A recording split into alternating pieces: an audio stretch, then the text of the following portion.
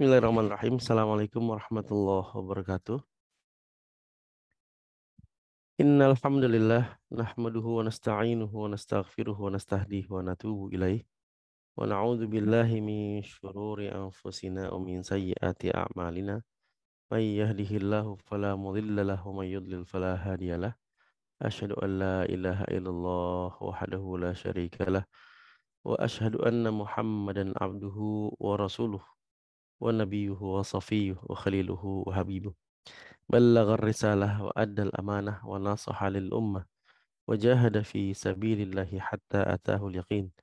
اللهم صل وسلم وبارك وعظم على نبينا الكريم نبينا محمد وعلى آله وأصحابه أجمعين أما بعد. Akhwati fillah yang saya muliakan, sabahul khair. Selamat pagi semuanya. Semoga yang sudah melaksanakan tahajud, Allah terima tahajudnya. Yang belum sempat, mungkin baru bangun, baru bersiap, insya Allah masih ada waktu untuk melaksanakannya sebelum subuh nanti. Para ustazah, para pengurus, adminah, kajian kesayangan, dan seluruh uktivis ya. Jazakunallah khairan. Nih, sudah dibangunkan, diteleponin, tunggu supaya kita semua melaksanakan sholat tahajud. Insya Allah semua pahalanya mengalir kepada para penggerak, insya Allah. Dan mudah-mudahan jadi ikhtiar yang mana kita semua melaksanakan sholat tahajud di rumah masing-masing, di kota masing-masing, bahkan di negara masing-masing, menjadi wasilah atau bentuk pengamalan dari ayat Allah Subhanahu wa taala. Walaula anna ahlal qura amanu wattaqau lafatahna alaihim barakati minas sama'i wal ard. Kemarin kita sudah mempelajari Al-Fattah ya. Di antaranya kalau kita melakukan ketakwaan, ibadah, satu kampung, satu negara, satu kota, mudah-mudahan jadi wasilah keberkahan untuk rumah kita minimal, kampung kita, kota kita, dan lain-lainnya. Eh, dan juga semoga semua yang hadir di sini, ya, baik para akhwat ataupun para suami ya, yang mungkin menemani kajian menanti subuh. Semoga yang sedang sakit Allah berikan kesembuhan yang sempurna, yang sedang dalam kesulitan Allah berikan kemudahan, yang sedang terlilit hutang Allah berikan rezeki dari arah yang tak terduga sehingga bisa melunasi hutang-hutangnya, yang sedang menanti eh, jodoh ya, semoga Allah pertemukan dengan jodoh terbaiknya, yang belum diberikan keturunan atau sedang menanti persalinan Allah berikan keturunan yang soleh dan solihah, amin ya rabbal alamin. Dan juga tak lupa kita senantiasa mendoakan para korban gempa ya, yang berada di Turki, Suriah, Libanon. Semoga Allah berikan kesembuhan bagi para korban luka, yang sakit, yang patah, dan lain sebagainya dengan kesembuhan yang sempurna. Allah terima para korban yang wafat sebagai syuhada karena sahibul hadam kata Rasulullah ya. Orang yang tertimpa dengan benda keras kemudian wafat, mudah-mudahan diterima sebagai syuhada. Amin ya rabbal alamin. Akhwati fillah, hari ini kita masuk dalam bulan Rajab tanggal 16. Di eh, pertemuan sebelumnya, khususnya kajian seri mengenal Rasulullah SAW lebih dekat dari kitab Asy-Syama'il Al-Muhammadiyah, kita telah mengetahui bahwa ada tanggal-tanggal yang dianjurkan untuk berbekam, yaitu tanggal 17, 19, 21 setiap bulan Hijriah. Nah, sekarang tanggal 16 Hijriah, 16 Rajab ya. Maka eh, saya mengingatkan besok yang mau bekam silakan bekam. insya Allah sehat plus berpahala. Ajak keluarganya untuk mulai berbekam ataupun niatkan rutin berbekam setiap bulan. 17, 19, 21 setiap bulan Hijriah. Baik. Akhwati fillah, saudari-saudari yang dirahmati Allah Subhanahu wa taala, kita masih dalam pembahasan agama itu nasihat ya. Saya tidak bosan mengulangi bahwa nasihat di sini kita bisa memaknai atau memahami dengan dua definisi secara bahasa ataupun secara urf syariat sebagaimana yang kita pahami apa itu nasihat dan kita sudah sering mengamalkan bagaimana itu nasihat gitu. Secara bahasa kita sudah mengetahui nasihat itu artinya murni, bersih, tulus, bebas dari apapun modus yang lainnya gitu ya. Tidak ada maksud-maksud lain, pokoknya tulus saja, murni saja gitu. Maka eh, kemarin kita telah membahas tentang eh, nasihat kepada siapa, sebagaimana ditanya oleh para sahabat kepada Rasulullah, kepada Allah, kepada kitab-kitabnya, kepada Rasul, para pemimpin dan rakyatnya gitu.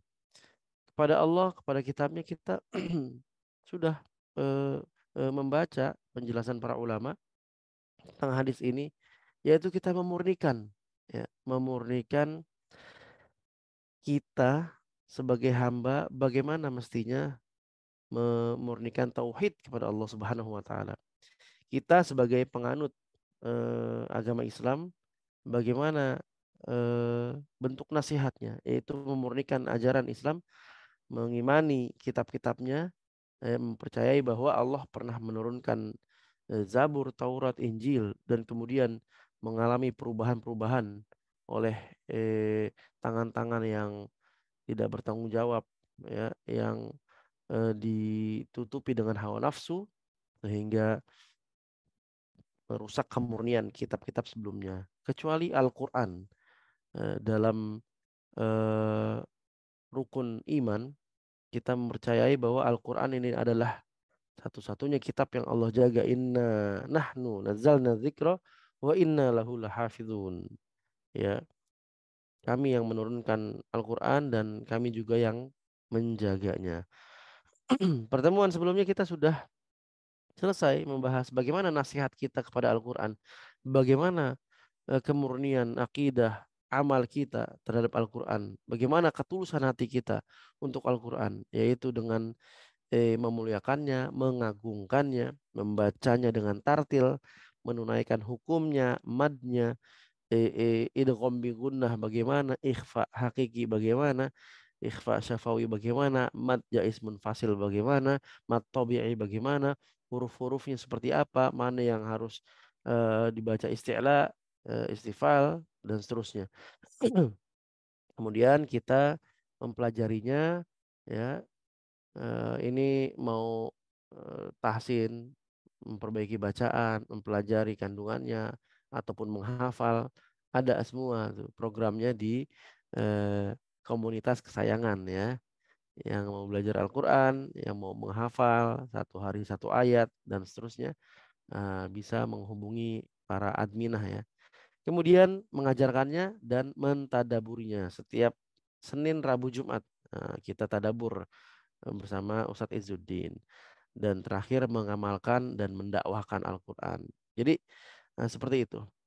Hari ini insya Allah kita lanjutkan bagaimana nasihat, ketulusan hati kita, kemurnian akidah kita, iman kita, amal kita kepada Rasulullah Sallallahu Alaihi Wasallam. Eh, yang pertama tentu dengan membenarkan kenabian Rasulullah Sallallahu Alaihi Wasallam. Kita meyakini bahwa ada manusia yang dipilih oleh Allah Subhanahu wa taala. Kita biasa menyebut dengan Al-Mustafa.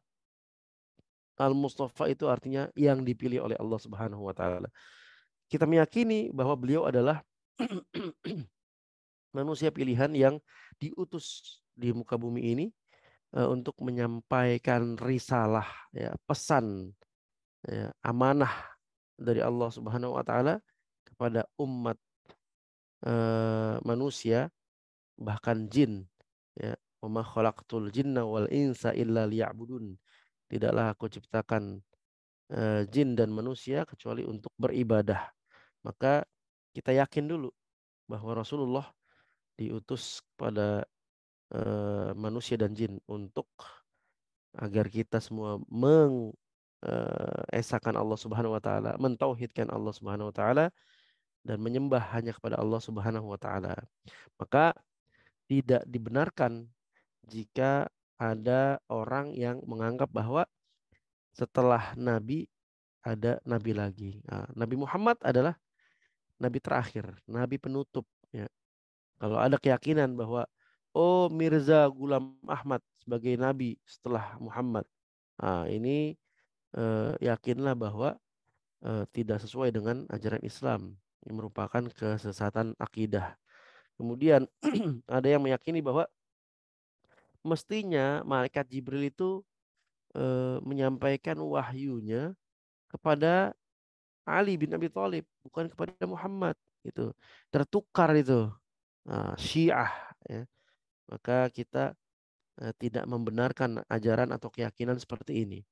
Dan kita pertegas bahwa nasihat kita, kemurnian akidah kita, ketulusan kita kepada Rasulullah adalah dengan membenarkan kenabiannya, bahwa Nabi Muhammad diutus untuk kita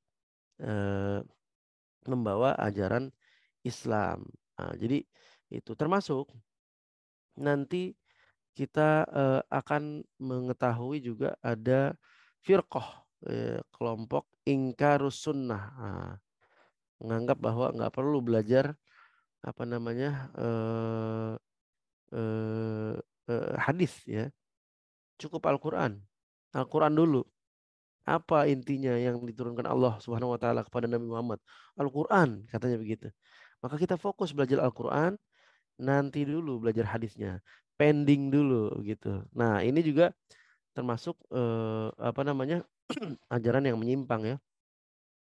Kita nggak mungkin mengetahui bagaimana cara sholat dengan detail, mengangkat tangan, kemudian ruku, sujud, i'tidal, itu kecuali dengan mempelajari sunnah Nabi. Uh, Maka kita harus juga meyakini kenabian Nabi Muhammad Sallallahu Alaihi Wasallam gitu. Gak bisa mengingkarinya. Kita nggak tahu bagaimana tawaf, sa'i, berapa jumlahnya, ya, 7 kali atau berapa, kecuali dengan mengikuti sunnah Nabi, yaitu mengimani dulu kenabian Rasulullah Muhammad Sallallahu Alaihi Wasallam. Kalau hanya Al-Quran, ya, maka penjelasan-penjelasannya kita akan kebingungan nyarinya gitu. Maka harus Al-Quran dan Sunnah beriringan gitu. Nah, nggak boleh dipisahkan. Baik, kemudian bentuk nasihat kita kepada Rasulullah, ketulusan kita kepada Nabi Muhammad SAW, yaitu mencintai dan mentaatinya. Tak kenal maka tak sayang. Kalau nggak sayang, maka nggak akan berjuang, nggak mungkin berkorban. Kenapa kita eh, rela dari pagi sampai malam bekerja keras? Karena ada yang mau kita perjuangkan. Keluarga di rumah, anak-anak, agar tidak kelaparan, ya, agar punya baju yang baik, pakaian yang baik, agar punya tempat tinggal yang layak gitu.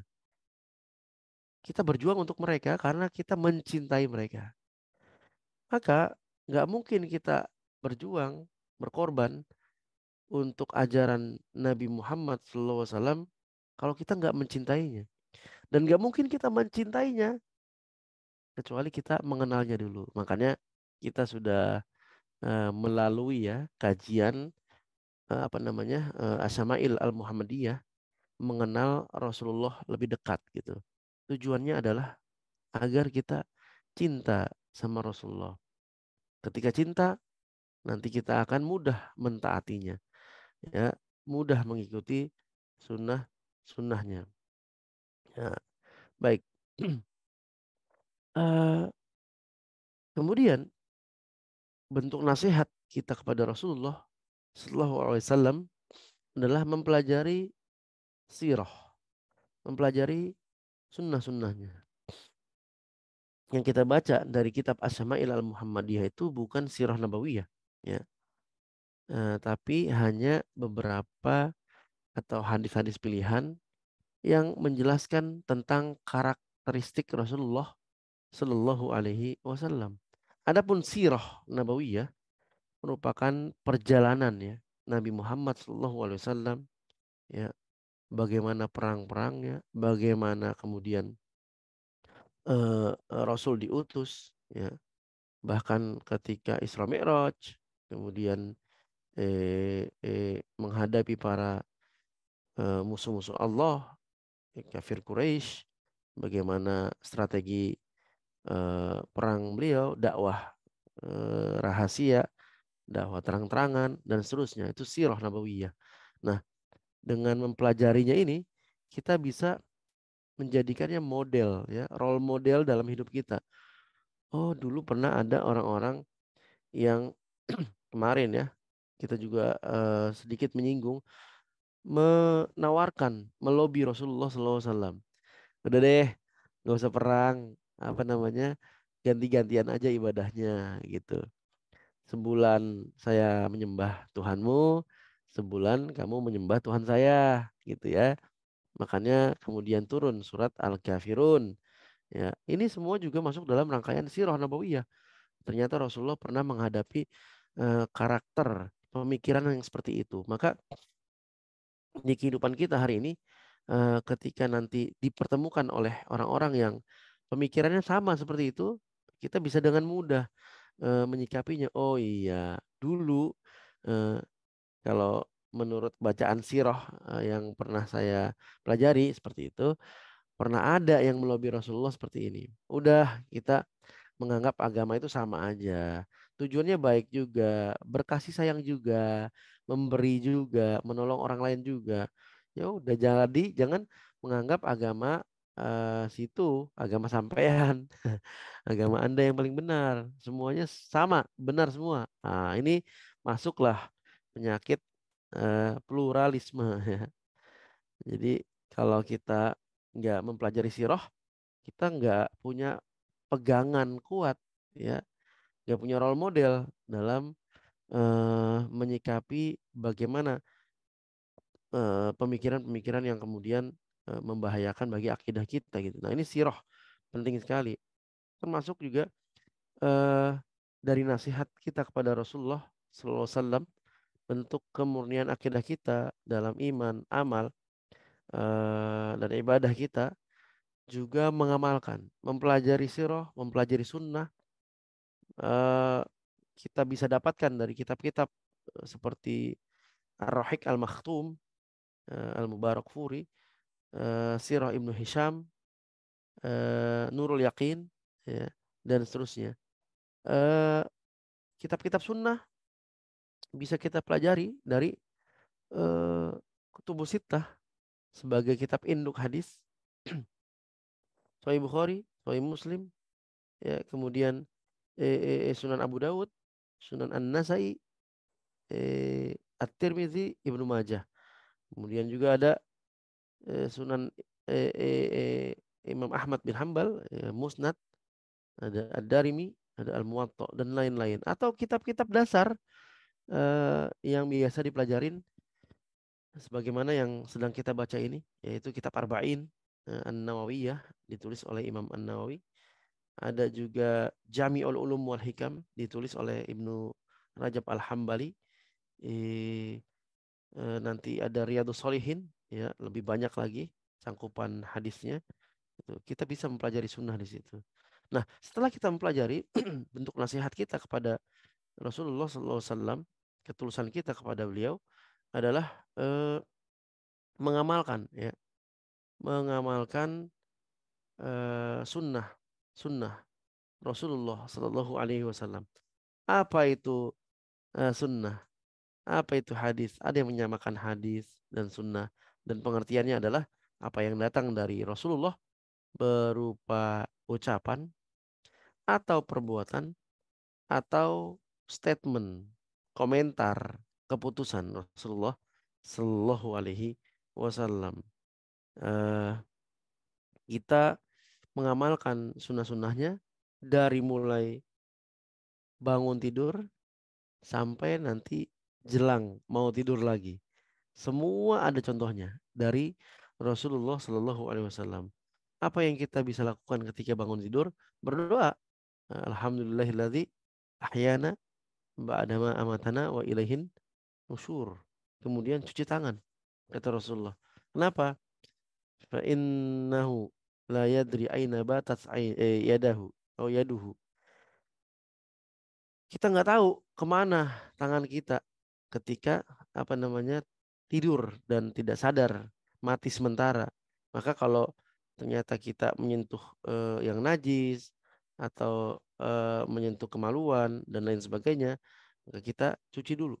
Barangkali ada mengandung bakteri, kotoran dan lain sebagainya. Nah itu diantara sunnahnya ketika bangun tidur. Lalu biasanya bangun tidur eh, yang pertama kali dituju adalah eh, apakah minum misalnya dengan cara seperti apa minum sudah kita contohkan di eh, kajian kitab Asyama'il Muhammadiyah menggunakan tangan kanan, tidak bernafas ketika minum, ya, mengucapkan Bismillah, kemudian Alhamdulillah setelahnya 3 teguk, tidak sekaligus minum ini satu botol begini minum 1 kali nafas enggak gitu kan. Setelah itu kemana lagi ke toilet. Biasanya kita kalau bangun tidur ke toilet, ada doa masuk toilet, ada doa keluar toilet dan seterusnya. Nah, bercermin ada doanya, Allahumma kama hasanta khalqi fahasin khuluqi dan seterusnya gitu ya. Makan ada caranya, menggunakan 3 jari bagi yang makan makanan kering dan lain sebagainya. Asal jangan makan sayur asem pakai 3 jari, tetap butuh sendok juga ya. Yang penting kita mengupayakan sunnah-sunnah itu kita hidupkan dalam apa kehidupan kita sehari-hari. Living sunnah, ya. Living sunnah. Mau keluar rumah, bagaimana doanya? Bismillahirrahmanirrahim. La haula wala quwata illa billah. Pakai sendal, bagaimana caranya? Pakai sepatu, bagaimana caranya? Ada semuanya dalam sunnah Rasulullah Sallallahu Alaihi Wasallam. Ya, menggunakan kaki kanan. Nanti ketika melepasnya, copotin ya, itu kaki kiri dulu, kemudian kaki kanannya, dan seterusnya. Masya Allah ini eh, bagi yang mau bersedekah, kata Rasulullah, kalau nggak punya duit kita ada cara lain. Tabassumuka eh, ila wajhi akhika sodakotun. Wajah yang berseri-seri, senyumnya kita, smile-nya kita kepada saudara-saudari kita, kepada teman-teman kita itu sedekah ya. Jadi kalau sementara ini belum punya rezeki harta, banyak-banyak senyum ya. Biar awet muda, happy terus ya. Nah, itu sedekah ya, sedekah. Itu termasuk sunnah. Sunnah ya. Dalam pendidikan, bagaimana cara menasihati anak-anak, sunnah.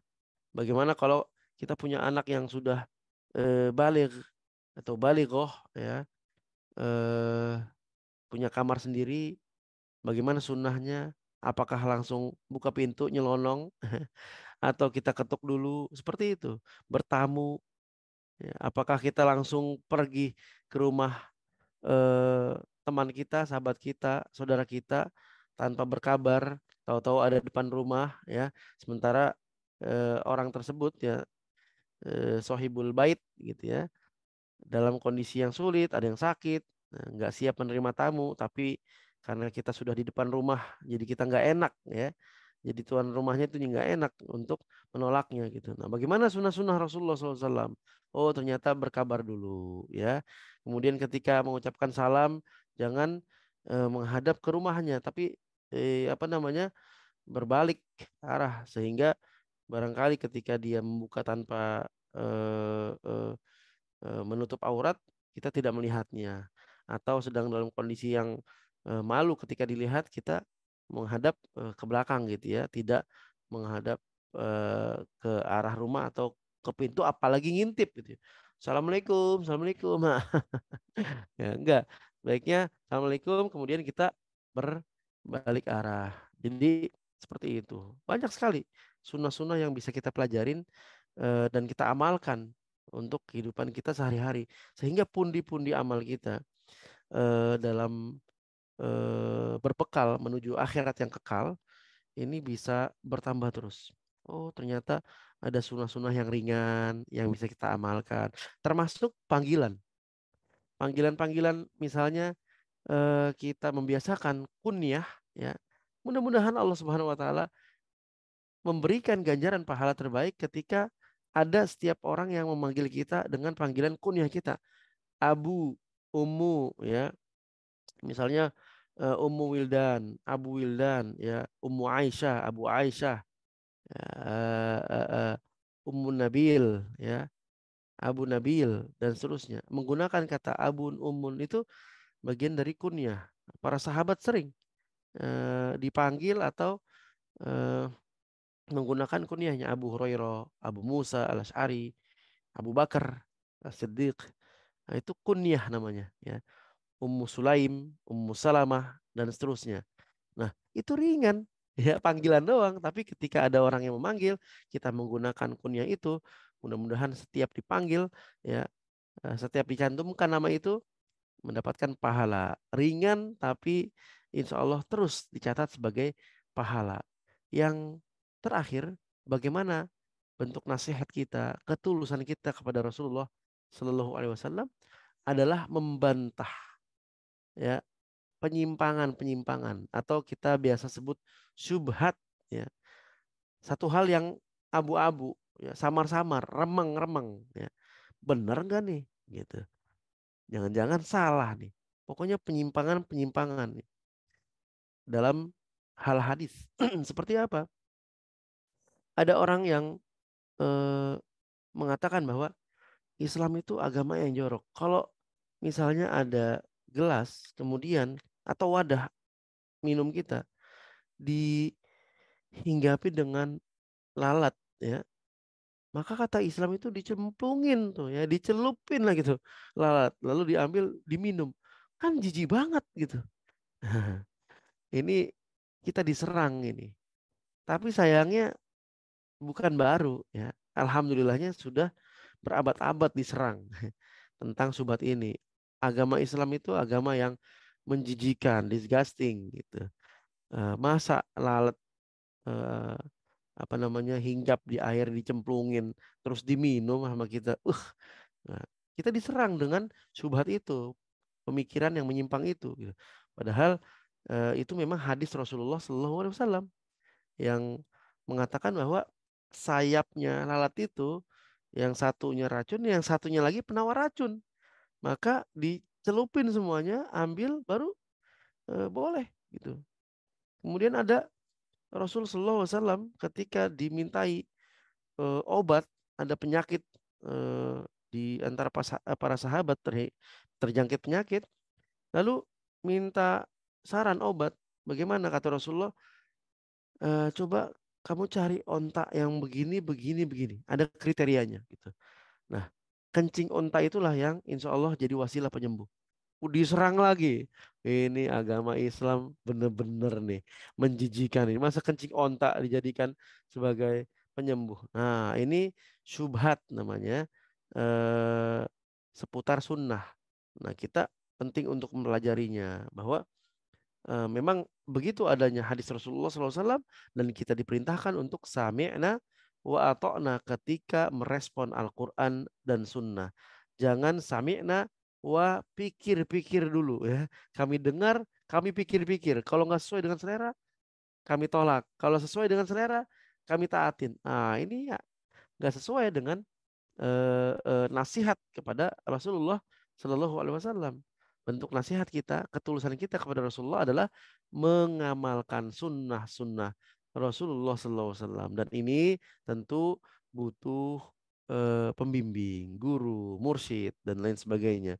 sehingga pemahaman kita nggak keliru dan amal kita pun nggak keliru. Ini barangkali yang dapat kita ambil sebagai faidah pada kajian nanti subuh kali ini, ya, yaitu nasihat, ketulusan, kemurnian kita, iman, amal, ibadah kita kepada Rasulullah Sallallahu Alaihi Wasallam, ya, bentuk nasihat pada beliau. Wallahu a'lam bishawab. Semoga bermanfaat. Kita tutup dengan doa, semoga Allah memberikan kita ilmu yang berkah dan bermanfaat, dan kita dipilih sebagai hamba-hamba yang senantiasa ringan untuk mempelajari sunnah Rasulullah, mencintai, mentaati Rasulullah, dan juga mengamalkan serta mendakwahkan sunnah Rasulullah Sallallahu Alaihi Wasallam.